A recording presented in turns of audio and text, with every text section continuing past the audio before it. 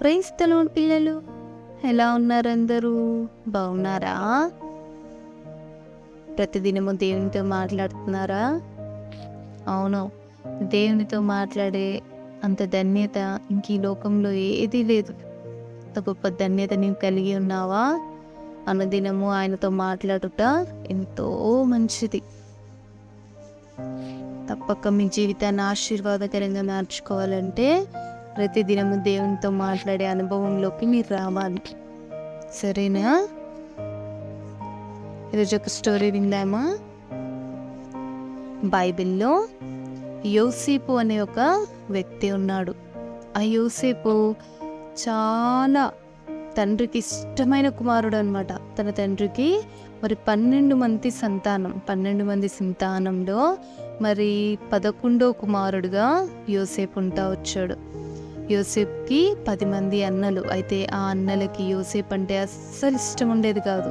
ఎందుకంటే యోసేపుని తండ్రి మరి మిగతా వారికంటే ఎక్కువగా ప్రేమించేవాడు, మరి ఎక్కువ జాగ్రత్తగా చూసుకునేవాడు.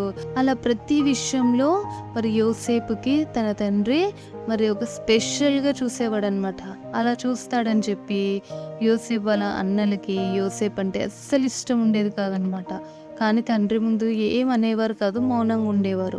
అయితే యోసేపు మాత్రం తన తండ్రి చెప్పిన మాటని వింటూ లోబడుతూ తన తండ్రి ఏమి చెప్పినా అది చేస్తూ ఉండేవాడు. అయితే ఒకసారి ఏమైందంటే మరి యోసేపు తండ్రి అనుకుంటాడు, మరి నా కుమారులు యోగక్షేమాలు ఎలా ఉన్నాయో మరి నువ్వు వెళ్ళి తెలుసుకుని రా అని చెప్పి తండ్రి యోసేపుని పంపిస్తాడు. అయితే అప్పుడు యోసేపు మరి తన అన్నలకి తనంటే ఇష్టం లేదు కదా అని అనుకోకుండా మరి తండ్రి చెప్పిన మాటకి లోబడుతూ యోసేపు తన అన్నల కోసం బయలుదేరుతాడు. అక్కడికి వెళ్తే మరి యోసేపు వస్తుండగానే దారిలో ఉండగానే దూరం నుంచి వాళ్ళ అన్నలు చూస్తారనమాట. చూసి అమ్మో వీడు వస్తున్నాడు, వీడు మన మీద ఎప్పుడు డాడీకి కంప్లైంట్స్ ఇస్తూ ఉంటాడు కదా, వీడిని చంపేద్దాము, వీడు ఇప్పుడే ఒక్కడిగా దొరికాడు మనకి, వీడిని చంపేద్దామని చెప్పి మరి ప్లాన్ చేసుకుంటే అక్కడ నుంచి మరి యోసేపుని చంపాలని ఆలోచించారు కదా, మరి అలా ఆలోచించి గుంటలో పడేస్తారనమాట. అయితే గుంటలో పడేసిన తర్వాత మరి ఇంకొక అన్నకు ఒక ఐడియా వస్తుంది. మరి యోసేపుని అలా చంపేస్తే మనకు లాభం ఏంటి, ఎవరికైనా అమ్మేస్తే మరి మనకి డబ్బులు వస్తాయి కదా అని చెప్పి ప్లాన్ చేసి ఆ ఐడియా వాళ్ళందరికీ నచ్చి అక్కడ ఐగుప్తు దేశానికి వెళ్తున్న వారికి మరి అక్కడ యోసేపుని అమ్మేస్తారనమాట. అమ్మేస్తే మరి ఆ డబ్బులతో వాళ్ళు ఎంజాయ్ చేసుకుంటారు. తన తండ్రికి యోసేపు చనిపోయాడని అబద్ధం చెప్తారు. అయితే యోసేపు మరి ఐగుప్తులకి ఒక బానిసగా వెళ్ళి మరి అక్కడ పోతీఫర్ అనే ఒక వ్యక్తి ఇంట్లో పనిచేస్తాడనమాట. తండ్రి దగ్గర ఎంతో చక్కగా ప్రేమగా ఉండి సకల ఐశ్వర్యాలు కలిగి ఉన్న యోసేపు ఇప్పుడు బానిసగా ఐగుప్తు దేశంలో ఉన్నాడు. యోసేపును బట్టి మరి దేవుడు పోతీఫర్ని ఎంతగానో దీవించాడు, ఎంతగానో ఆశీర్వదించాడు. ఆయన అన్యుడైనప్పటికీ దేవుడిని ఎరుగని జనమైనప్పటికీ యోసేపును బట్టి పోతీఫర్ ఆశీర్వదించబడెను. అయితే పోతీఫరు ఇంట్లో ప్రతిదానికి ఒక యజమానుడిగా చేస్తాడు. ఎవరిని తెలుసా? యోసేపుని. అవును, బానిసగా వెళ్ళిన యోసేపు మరి పోతీఫర్ ఇంట్లో మరి ప్రతిదాని మీద మరి ఒక యజమానుడిగా ఉంటాడు.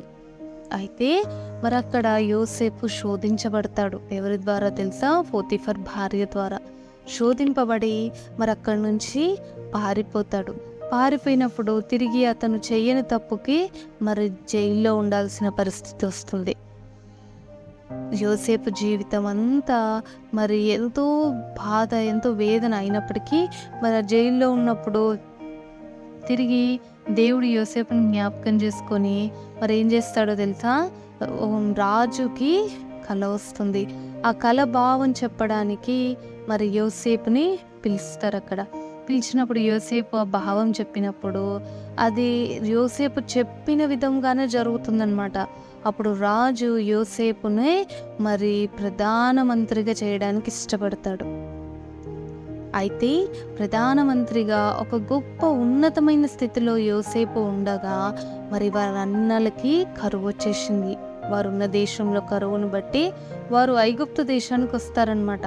ఎందుకంటే ఐగుప్తు దేశంలో కరువు లేదు, సమృద్ధి ఉంది ఆహారము, ఇక్కడికి వద్దామని చెప్పి వచ్చినప్పుడు మరి వారు తమ్ముడే ఆ ప్రధానమంత్రిని తెలియగానే ఎంతో భయముతో వణికిపోతారు. ఎందుకంటే తన తమ్ముడు మరి పాతవి గుర్తుపెట్టుకొని వారికి ఆహారం ఇవ్వడేమో అని అన్నలు భయపడుతుండగా యోసేపు మరి దేవుని యొద్ద నుండి క్షమాపణ కలిగిన మనసు ఉన్న వ్యక్తి కాబట్టి అతను ఏం చేస్తాడంటే తన అన్నల్ని క్షమించి కరువు కాలం అంతా వారు సమృద్ధిగా పోషింపబడతారనమాట. అంటే యోసేపు జీవితాన్ని మనం ఎందుకు జ్ఞాపకం చేసుకోవాలంటే మరి అతను పుట్టినప్పటి నుంచి మరి తన తల్లిని కోల్పోయాడు. తను చిన్నతనంలో ఉన్నప్పుడే తన తల్లిని కోల్పోయాడు. మరి తన తండ్రి దగ్గర పెరుగుతూ ఉండగా తన అన్నలు మరి ఎంతగానో బాధిస్తూ ఉన్నప్పటికీ కూడా మరి యోసేపు జీవితం అంతా ఎంతో బాధ వేదన అయినప్పటికీ దేవుడు యోసేపుతో ఉన్నాడు. దేవుడు యోసేపుని బట్టి పోతీఫర్ని దీవించాడు.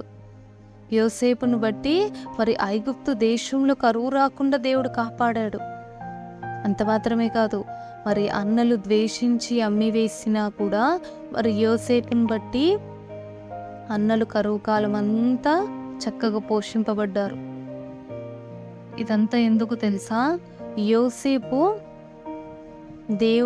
దేవుని సనగకుండా, విసుగకుండా, కొనకుండా ఆయనకు వస్తున్న ప్రతి బాధలో, ప్రతి శోధనలో దేవుని వైపు చూస్తూ ఒక దినాన్న దేవుడు నన్ను హెచ్చించబోతున్నాడు అని ఒక దృఢ విశ్వాసంతో అతని జీవితాన్ని ముందుకు కొనసాగించాడు.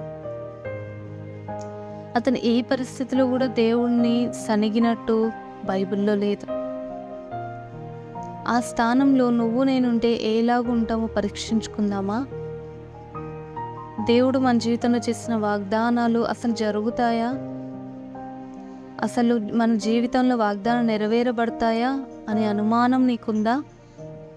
అయితే యోసేపు వలె మరి అనుమానించక, సన్నగక, గొనగక దేవుని వైపు చూస్తూ నీ ప్రతి పరిస్థితులలో, నీ ప్రతి తుఫానులలో దేవుడు కూడా నీతో ఉన్నాడు అని నువ్వు నమ్మినప్పుడు ఆశీర్వదించబడబోతుంది.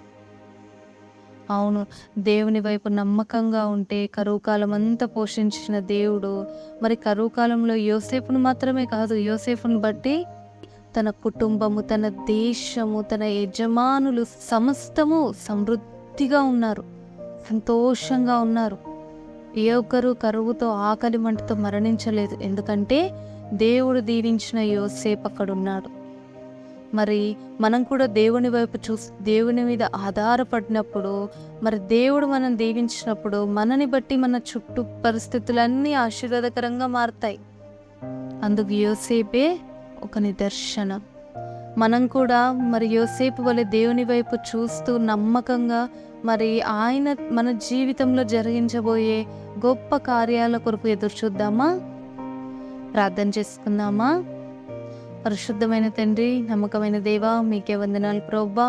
అవునయ్యా, యోసేపు వలె ప్రభా మేము కూడా తండ్రి విసుగక అలయక దేవా మరి మా ప్రతి పరిస్థితులలో మరి వాగ్దానానికి మరి విరుద్ధకరమైన పరిస్థితులు మా జీవితంలో ఉన్నప్పటికీ తండ్రి మరి మీ వైపే చూస్తూ మేము దేవా విసుగక అలయక దేవా మరి మీరు మా జీవితంలో ఉద్దేశించిన సంగతులు జరిగే దినము కొరకు మేము ఎదురు చూస్తుండగా మీరు చేయబోతున్న గొప్ప కార్యాలకై వందనాలు చెల్లించుకుంటూ అటువంటి గొప్ప విశ్వాసం మాకు కూడా దయచేయమని బ్రతిమిలాడుతూ మీరు మా జీవితంలో చేయబోతున్న కార్యాలు దేవా మమ్మల్ని మాత్రమే దీవించకుండా మా చుట్టూ పరిస్థితులన్నీ మీరు దీవెనకరంగా మార్చబోతున్నందుకు వందనాలు చెల్లించుకుంటూ ఈ నా ప్రార్థన యేసుక్రీస్తు నామములో ప్రార్థించడి వేడుకుంటున్నాం తండ్రి. ఆమేన్. ప్రైజ్ ది లార్డ్ పిల్లలు.